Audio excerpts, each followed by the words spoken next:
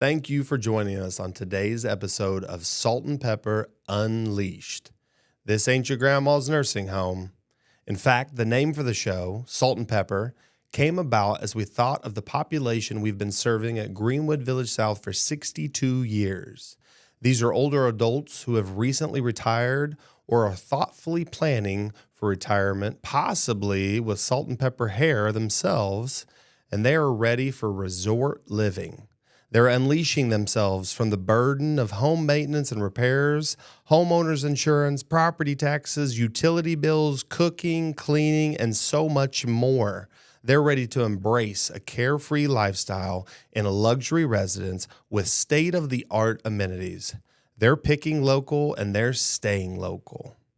But salt and pepper has another meaning as well. In an article entitled Finding Flavor in Differences, Embracing Salt and Pepper Relationships from Medium.com, a salt and pepper relationship can manifest in a variety of ways. It can refer to differences in age, race, culture, or personality. The key characteristic of a salt and pepper relationship is that the partners are vastly different from each other. They may have different perspectives, experiences, or even values. Despite these differences, they're able to connect and complement each other in a way that feels natural and effortless. The salt and pepper community members at Greenwood Village South combine to create the perfect seasoning. I'm pleased to be joined by two esteemed guests. To my left and your right, esteemed longtime staff member Keith Dickens, who is the Assistant Director of Plant Operations. That's, I believe, the official title, but fails to represent the many hats that you have worn and do wear. And then to my right, Mrs. Martha Mahoney, former GVS Director of Sales and Marketing and current GVS resident. Welcome to both of you. Thank you. Thank you. All right. So let's just get into it because there's a lot of really cool, interesting history and relationships sitting here, flanking the sides of me here. So, Keith, let's start with you. You've been employed by GVS for nearly 4 decades. That's true. And when you say it like that, it sounds like a long time. That's because it's been a long time. But looks like 1985. Does that sound right? That's exactly right. So, pleasure of working with Martha when she was here as sales and marketing director. She came in a little while after you, right before the Y2K bug hit us in 99, right? Yes, and in 99. Yeah, so 99, and then you were here for approximately... Almost 10 years. Okay, so 10 years.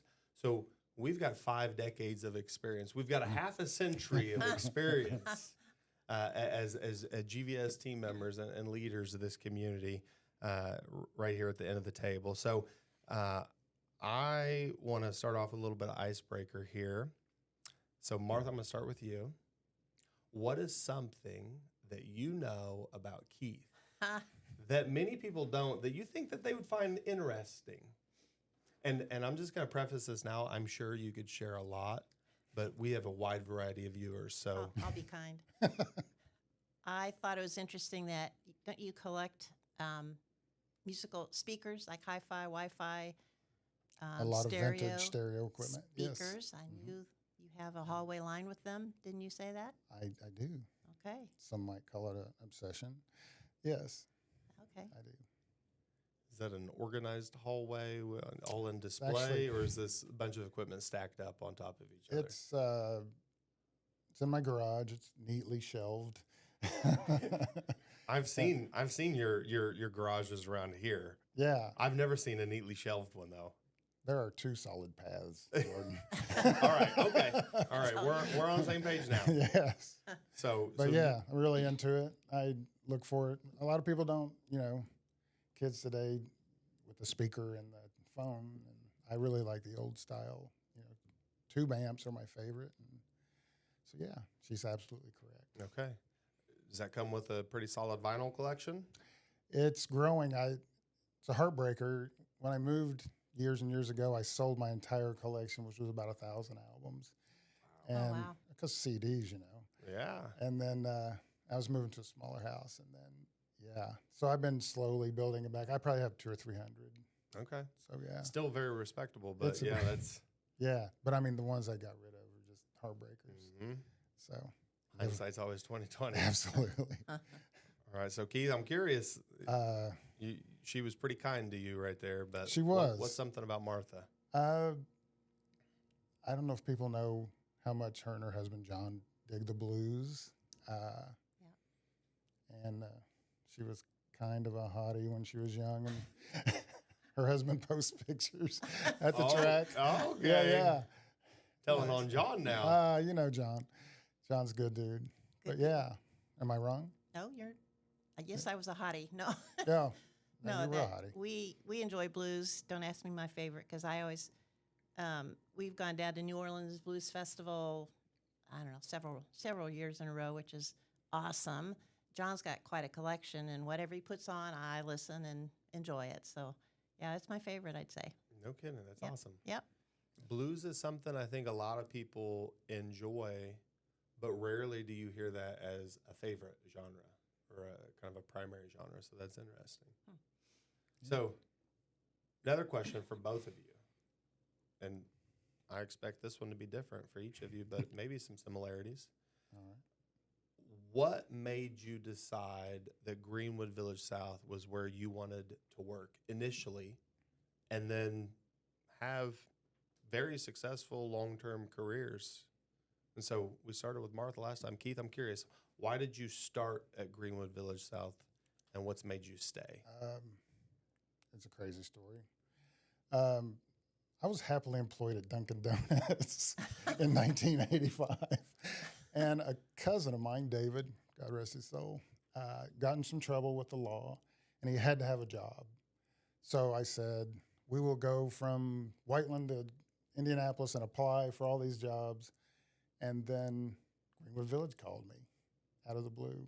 And so I had some floor experience, and my mother, God rest her soul, was going, you need benefits.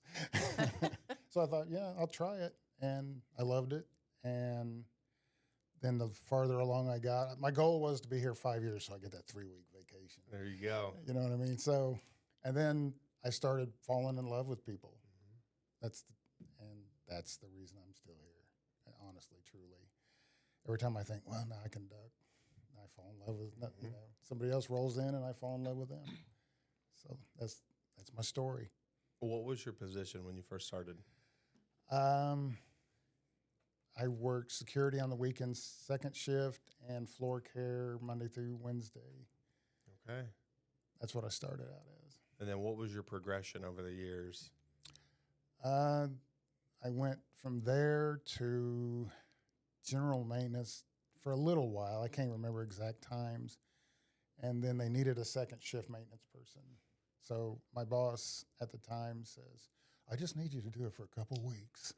Oh, they got the hook in you, didn't they? 2 years later, there I was. Yep. And then they needed me. It's a funny story. I was telling Jenny the other day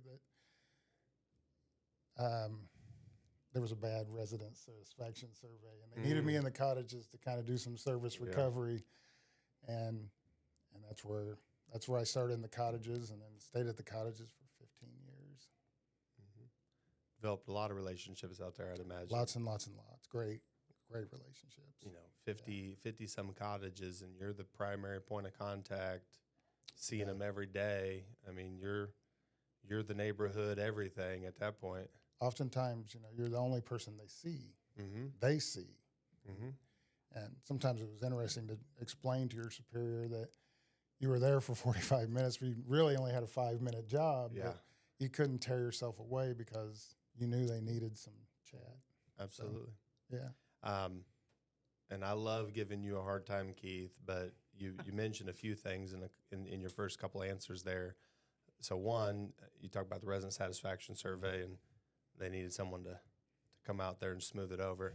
You are known as the fixer at Greenwood Village South, and personally, you're my fixer. And so if I know that something's not happening the way it needs to happen, and I know it needs to get done, I'm texting Keith Dickens, and he's give me 5 minutes, and he's right there. So there's that. But then you also told the story about how you first came across this job. Is your cousin trouble and needed some help, and that's kind of who you are. It's no matter what, you're dropping what you're doing, and you're putting someone else's burden on your shoulders, and you're carrying it with them. So I think that's a huge testament to your longevity and success at Greenwood Village South. So I appreciate that. now that's enough from me about how great you are. So yeah, no kidding. We're gonna have to. I was digging that. We're gonna have to pop it to get him out. And now this is all on recording. So Nice. So Martha, I'm curious, what made you kind of bite the opportunity initially in '99? I think I first became familiar with Greenwood Village when my mother-in-law moved here. It was mid-'80s. She lived in the Arms, Martha Mahoney, and we were not familiar with the community, what it had to offer, anything about it. And she was resistant a little bit, which is not uncommon. But she moved here and just absolutely loved it and became involved, happy, content. And then I honestly can't remember what made me aware of a job opening here. I can't remember. But when I came in to meet with Brenda Thompson, who was the marketing director at the time, and as we walked down the hall to the marketing office, and she spoke to people, and I, of course, spoke to people, we stopped. There were some people in the lounge, and I just naturally chatted with them, and it just felt right from the very beginning. And I was kind of rewarded when Brenda said I could tell right away that it was going to be a good fit for you. So the people were good, and my love for, and it's just kind of not hokey, but you just learn to love the residents and their families and their stories. And then my mom, I'll go into all this right now. I love it. Keep it going. My mom and stepdad moved into a cottage. I don't remember what year. You might even remember what year. I don't remember. But they loved Keith Dickens, and there was another guy in plant op. Mr. Floyd. Yeah, Floyd. And they just loved being here. And I got to know, not only from the employee standpoint, but also as the adult child who was anxious for them to be happy and satisfied and content, and the friendships that they developed with other residents, with the staff, with Mr. Keith Dickens. It just was all the feels, it just made me feel good and content. And then to continue that legacy, my brother-in-law, my husband's brother, and his wife, Steve and Marianne Mahoney, live in a cottage. They've been there for 9 years, and they've always loved it. One was more resistant than the other, and then they shifted gears, traded places on that, and they finally made the move, and they just absolutely love it. And they need to be here. I'm happy they're here. They're happy they're here. And so it just seemed for us to move in anyway, John and I, to move into a cottage where we are now. It was just a natural fit. So it just all feels good. I just always had very content and satisfied with everything that's offered here and all the people. So Martha, that's amazing. But one thing I want to point out is you have one of the most unique and most powerful perspectives I think I've ever encountered in senior living anywhere. And so your experience as an adult child in a couple different capacities, and then your experience as sales and marketing director responsible for selling to residents, but also the adult child, because we know a lot of times that's one of the strongest influencers. Absolutely, yeah. Being a sibling and well-known GVS family member for years, and then becoming a GVS resident yourself is, to me, one of the greatest testaments of the community and what they bring. And you mentioned the word feeling multiple times, and we talk about, you got all the tangibles, but at the end of the day, major life decisions, we go off of how it makes us feel. And that is, I feel like, just in the short conversation we've had so far, it's kind of the testament. It's the feelings, it's the connections, it's the intangibles that make Greenwood Village South what it is. And I find your story and perspective a remarkable one. Well, good. It is. I think. Thank you. But my husband and I here. Years ago when I started in 1999, never thought I'd be living here, but here we are. And we have said many, many times in the months that we've lived here so far, thank goodness we're here. We just feel so safe and content. We bit the bullet and made the decision, and we knew it made more sense to do it sooner than later. That's an old, do it now before you feel like you have to move. And we couldn't be happier. I'm doing a full-fledged commercial here for Greenwood Village, but I believe it. I believe in all of it. Well, it's a powerful story, but so let's. I'm curious, and I'm gonna switch it over to Keith here because you've got again a reminder, almost 4 decades, Keith.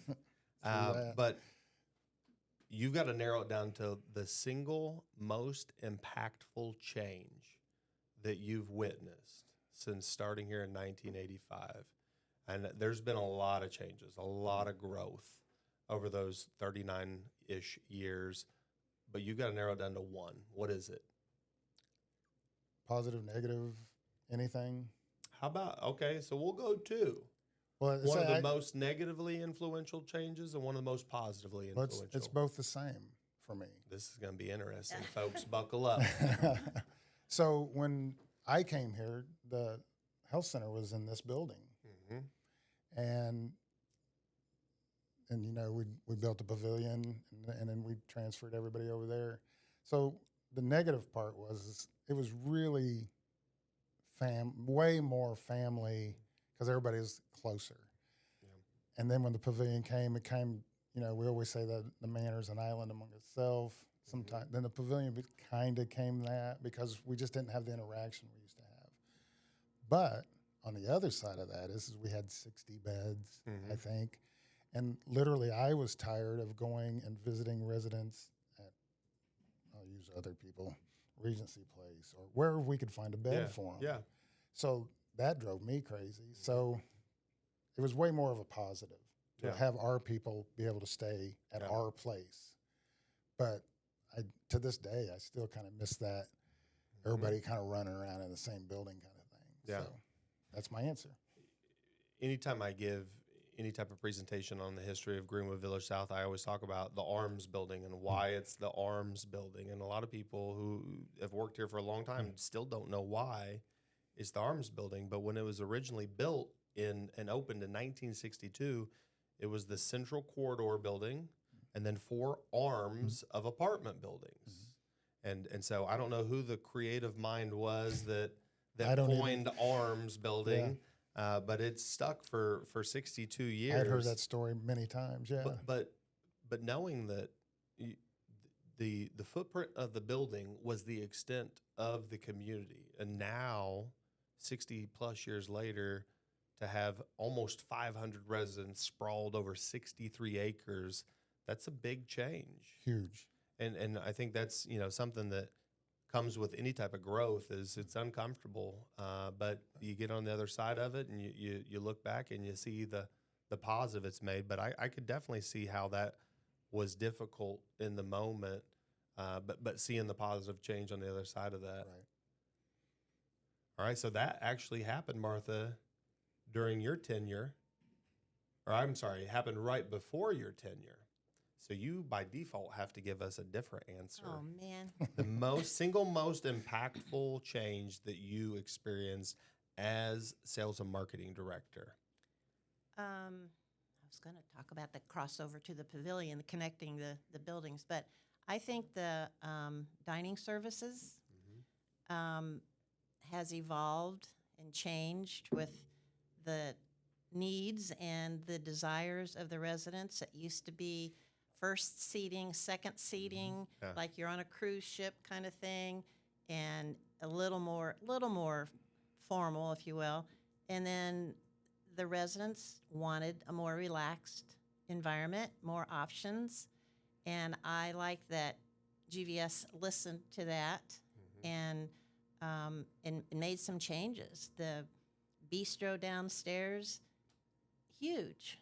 That's huge because it offers another dining choice. It's a great gathering place for residents. With me, my husband and I in the cottage, and we come over there and gather with a group on Fridays, and we have a great time. It's an opportunity to meet people. But the dining services just continues evolving and changing to meet the residents' needs and satisfaction.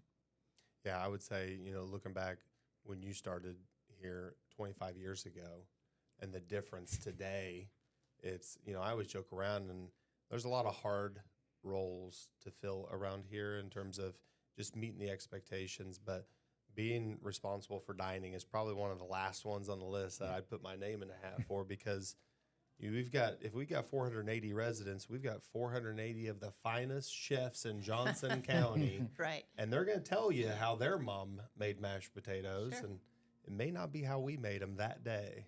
But when I would eat with a prospective resident, I just had the opportunity to do that today, and they are impressed and in awe. Linen covered tables and the options and the variety and the can I do it this way instead of that way? Just small little things that can make them feel more comfortable and more at home. Mm-hmm. Yeah. Remarkable, the changes and kind of the adaptations.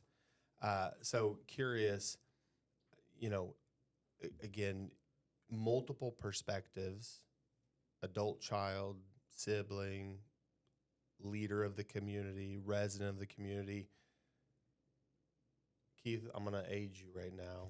1985, when you started here, how old were you? I had just turned 24. So as a punk 24-year-old, because I can only imagine you were a punk. I was a full-on punk. You still are when you're off camera. Yes, I am. But 24-year-old, I assume brand new to the realm of senior living. 100%. I'm curious to hear both of your perspectives on how that perspective has changed over the years from when you were first exposed to senior living in Greenwood Village South to what that perspective is today.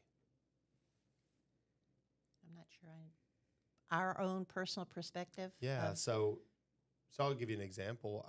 I knew about senior living, but until you're in senior living, you have no clue. Even today, I think when people, in kind of the greater community hear the word retirement home or senior living community or life plan community, they immediately feel the lack of understanding with maybe some negative assumptions. And so we say, well, not your grandma's nursing home around here. And so I think a lot of us are guilty of having those preconceived notion of what a senior living is, but then you get into it and you realize, boy, you didn't know nothing. So what were those perspectives before you got into it, and then fast forward many years later, and what is it now? I'll grab it. You A little please. bit. So I'm 24 years old. I'm raw as a cob. Mm-hmm. My parents and grandparents in Tennessee, I got manners, I got respect. Yeah. So that takes you a long way in senior living. Mm-hmm. First time somebody asked me to move their Davenport, I didn't know what the hell a Davenport was. Hey, Keith, what's the Davenport? It's a sofa. Okay. All right. I didn't Or know a what it was. duvet. Are you serious? No, I swear I did not. Oh. Well, so Martha, I got to share. So Keith started here. I know where this is going. It looks like Keith started here a month before I was born. Oh my gosh. So no, I don't know. He didn't know what a Davenport I was. did not. How would I know what a Davenport Yeah. was? But now we both know. So I We appreciate the both know. knowledge. But the thing I caught on right off the bat was respect, listen, I hate to give you super prize, but follow through, do what you say you're going to do. I mean, and that pays off. And then they start to look at you different. They honestly do. And you're going to run into personalities over the years, one way or the other. But So fast forward 40 years, people are moving in my age. And so for the perspective for me on that regard is, I mean, they're damn near me. Mm-hmm. So I think, I mean, Martha and I have been friends for 25 years. And so it's just that part of it's, I'm still digesting, I Yeah. guess. That, there's folks that we would go to a rock show together, that kind of a thing. We wouldn't think, I would love to go to a blues, I would drag them along with me.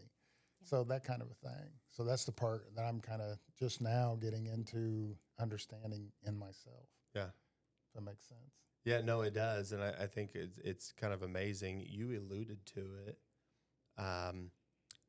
Move when you want to, not when you feel you have to. So move when you can take advantage of everything. And I think something to your response, Keith, is you've seen residents recently move in that they're very much alike you. Yeah. And you're seeing how much fun they're having and the enriched, fulfilled life that they're having. And you're like, yeah. Before it was, man, I'm getting up there. That's me. Yeah. Now it may be like, hey, yeah, that's me. Sure. So it is a very neat transition in perspective. Martha, what about you? I think the perception that people have that you, like you were talking about. I was just with a group of friends over the Labor Day weekend, and how are you doing? How do you like it? And we were telling them all about living here at Greenwood Village. First of all, they can't believe that you moved to a retirement home. And I said, oh, no, let me tell you about it. And then they started asking lots of questions. And you mean you can do this? You mean you go do that? You mean they do this for you? You mean if you get sick, there's this, there's that? Yes. Come see us. People, it is a whole different world. The friendships, like you talked about, both with staff and with residents, and I still stay in touch, just intermittently with some of the residents. And then what I think is a hoot is there's still residents here living here that I helped move in. I met them and their family, developed a relationship. They moved in. And they're still here, so it's so satisfying to me. Yeah. That's another one of those perspectives that is so unique to you that you bring to the table that I think is really cool. I'm curious though, are there any of those residents? Because sometimes that process takes a lot of time and energy. So I'm curious, are there any residents that you sold and moved in that they were some tough cookies to crack? And if so, have you come up to him and said, see, I told you so? Yes. One couple comes to mind, and tough cookies to crack, like tough nuts to crack. And I was doing my best and explaining the best I could and exposing them to everything all the value and all of that. And the Mr. was just not having it. He was grumpy about it all. And I finally said, I probably not marketing 101, but I said, look, we're doing our best. We have this wonderful opportunity to offer you. If you don't, you don't. But I think it's a big mistake if you don't. And he somehow, I probably said a few other things in there too, but he stepped back and he said, you're right. And he totally changed his perspective. No one had really, reality hadn't sunk in his world, I don't think, that, yes, this is a good decision that my wife and I are going to make together, enjoy it. I'm doing it. So they did. You say it not marketing or sales 101, but I think at the end of the day, people want truth. They want reality. They want realness. And sometimes that's what it takes to appeal to people. Well, I think I've always, I believe in Greenwood Village South and what it offers, and that does come across. One best compliment I had was that you must really like your job or what you do here. And I said, yes, I really do. And it's easy to come across with the truth and friendly, knowing that you believe it. You believe Yeah. it. It's the best place to be. That's awesome. All right, so I've got a few pictures in front of me here that Huh. I wanna expose to you, You don't have And- them of him. and do you? I'm curious to know what you think about these. So, Okay. so Keith, I know that you've made some phenomenally strong relationships with residents over the years. So, I'm gonna show you a few, and you just kind of tell me what they mean to you, and how they impacted your time here at Greenwood Village South. So first, we've got Margaret and Robert Brown. Oh wow. Bobby and Mama Brown. Yeah. They didn't have kids. They like adopted me as they decided they were going to adopt me. And I tell people this all the time.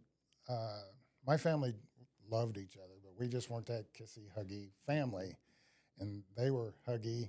I tell you, I love you every day. And so at first, I was telling Jenny the other day that it was like, it's all right. But then you kind of, where's that hug? Yeah. You know what I mean? And it's even weirder. When he was passing away, he made me give him a deathbed promise that I would look after Margaret. And Margaret hung around for 2005 or 2010. Okay. And I always did. I kept my word. But I always told people not to do that just in case you wanted to go somewhere else in your career. Love them. They're like parents. And the Coles. And Jim Cole and his wife were very nice people. Yeah. That's awesome. Just made the heartbeat go a little bit. Oh, Mr. Dickens is a big softy after all. He is. What about I got another couple here, and one I know is just wildly impactful to the history of Greenwood Village South, but Mr. and Mrs. Means. Yeah. George and Martha. Martha, the Southern Belle, and George, I used to always, Cowboy Bob. He was so interesting, and I'll tell you, he was a map maker by trade, and so detailed, super detailed guy. I was just telling a story about something simple like he lives at 1067, where there's a big, long iron handrail. Oh, yeah. And we would get them painted every couple of years. And before he would allow it to be finished, he would walk down with a mirror underneath and just make sure. And they never got it right, so they always had to go back and repaint it. But and so he would always tell me that you could never back down from the entry to your house is your first impression. And so he just wasn't going to tolerate it. And I think he was the bane of Rick Exline and Joel Nelson's existence on some resident council meetings. Yeah. He would stand and orate. But just a super interesting guy. Gave me tons and tons of just little bits of advice in life. And honestly, probably a CIA agent, but who knows? Yeah. I mean, he was in so many interesting places. He worked for I forget his final position in the Rotary, but he was in India when Mahatma Gandhi was assassinated. Coincidence. Interesting. He was over in China. He had a wall of presidents. It was amazing, and then he could talk some stories that were just mind blowing. So maybe a little more to the story than what most people know. I'd say Google him. Google him. George Means, folks. Google George him. R. Means. Just Google him. Amazing guy. And I was very, very fortunate that he took a little liking to me and just imparted a lot of really cool stuff. That's awesome. You talk about the bane of existence for a couple folks, and sometimes it's those, seemingly hard-shelled folks that have the most impact on our lives, and George, a prime example of some of the greatest impact on this organization. So I guess you take the hard shell for the benefit that it brings, but I think those are some lasting touch points for us. Martha, I'm curious. We mentioned a few of those names, and I could almost sense the memories flooding back to you. And so, of those couples, what do you remember? Well, first of all, I just want to say I think it's incredible that Keith, who's been here for so long, got so you get entwined in the lives of the residents. I mean, your memories are amazing. You and still do such a great relationship. Where else can anyone be, work, live, and have that kind of someone pay that much attention to them in their lives? But I think the Browns, Margaret Brown, I didn't know him, but I knew Margaret Brown, and she was just so sweet, the little curly white hair, and she was just always so pleasant and sweet. I didn't have the same kind of relationship like you did because you were there in their cottage and that for a number of years, but I certainly remember Margaret Brown. And what did you call her? Mama Brown. Mama Brown. Yeah. Anybody of that era called her Mama Brown. No kidding. She would bring in snacks for everybody, and she was just Mama Brown. And you talked about her, I mean, when she was over at the Manor for a while, and I know you stopped in and made sure all was well. You kept your promise to Mr. Brown, but not because you had to, it's because you wanted to. I was pallbearer for both their funerals. Wow. Were you really? I took that as a great honor. I did. So that's awesome. It is. And I'll say something else about George. When I say the Great Bane, you know the history of Greenwood Village. Yes, I do. So he had skin in the game. Yeah, right. He did. So when he was just holding everybody accountable, but he kind of did it in George's way. Mm-hmm. That was the main part. Yeah. Well, he had to have a little fun in the process himself. Absolutely. And that was probably his little piece of that was kind of giving everybody a hard time, but knowing that there was benefit on the other side of it. Absolutely. Yeah. So one more kind of looking back question, and then I want to ask a looking forward question. Martha, this happened in your tenure here, but this was the 40th anniversary celebration of Greenwood Village South, and curious what memories come to mind when you take a look at these. Oh my gosh. I mean these outfits, the creativity is awesome, and the enthusiasm of people that the residents and employees that want to celebrate together. Wow. So tell me what you're looking at here. And turn it over too, and you can see the program for that. Oh my gosh, Fran Exton. I have a story to tell about that too. So many familiar names. This is just, I could bore you with all kinds of stories on almost all these people, but I didn't dress up like that. But I did have a great Halloween costume at one celebration. What year was this? This 40th would have been 2002. Okay. I don't know what to say. I mean, I'm just in awe of people they're looking at the history of GVS there, like we are now looking at the history of GVS, and that's going to just keep going and going and going. And the knowledge and the experience and the lives of these people it's just incredible. Just incredible. But I love that everybody would have fun too. So what are you looking at here? Is this residents that residents, but that dressed up in the attire from 40 years prior? I have to tell you, I don't think I did this.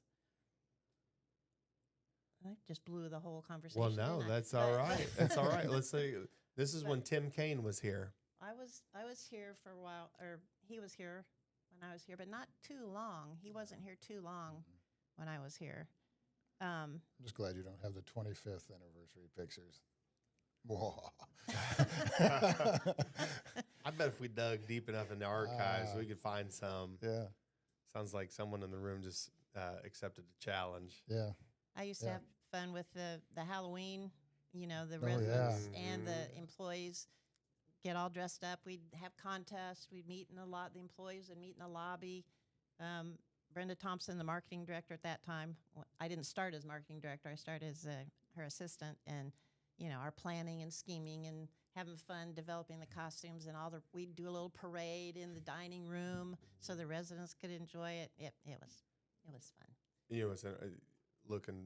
We still do that to this day, and I mean and it's employees and their families dressing up and coming to each building, and the amount of candy that is fundraised throughout the process leading up to that. I mean, you're talking wheelbarrows full of candy. And so if you're a parent with a lot of children and Halloween has become a burdensome holiday for you, seek employment at Greenwood Village South, because at least that one day of the year you're taken care of. Well, when my mother-in-law lived here back in the mid-'80s, like I said, that was our first experience, and we brought our kids. Our daughter was probably about 4 then or so, and we dress them up and come see Grandma and walk down the hallway, and all the residents, oh, isn't that cute? And it made me happy as the daughter-in-law that that was the environment that we're experiencing. So anyway, so we've talked so much about the history of Greenwood Village South and your own personal stories of history of your time at Greenwood Village South.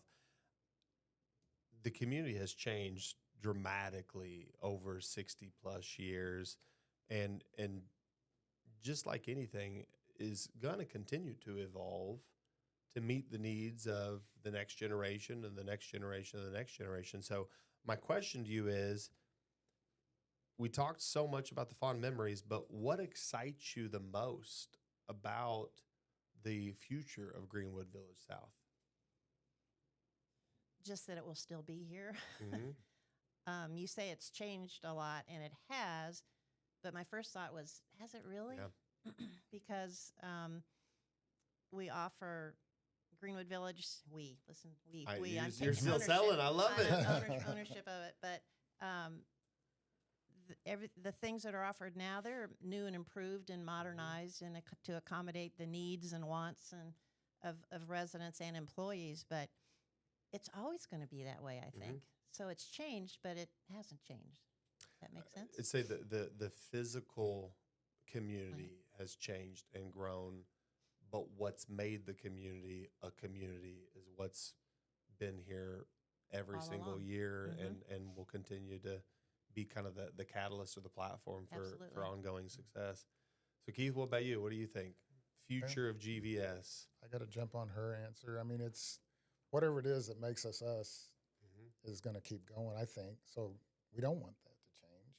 But the physical surroundings, I'm excited about seeing what's going to happen. Yeah. The big auditorium and the pool and the gym space and the outdoor space. I'm super excited about that. I'll come see you from retirement land. I'm curious to know from the two of you. So I've got about 5.5 years of direct experience here at Greenwood Village South. And the day I walked in the door as executive director, I started hearing this.